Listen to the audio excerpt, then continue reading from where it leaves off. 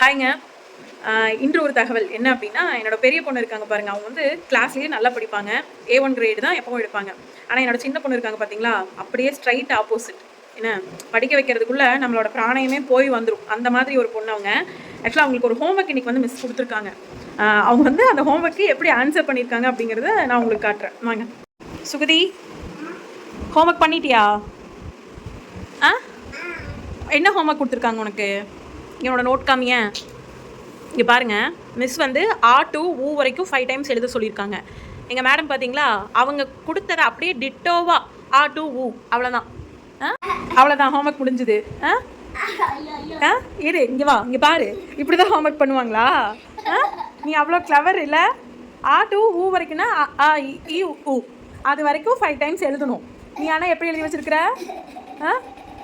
போட்டேன்னு வை, ஒன்று மரியாதைக்கு ஆ இ ஊ எழுது.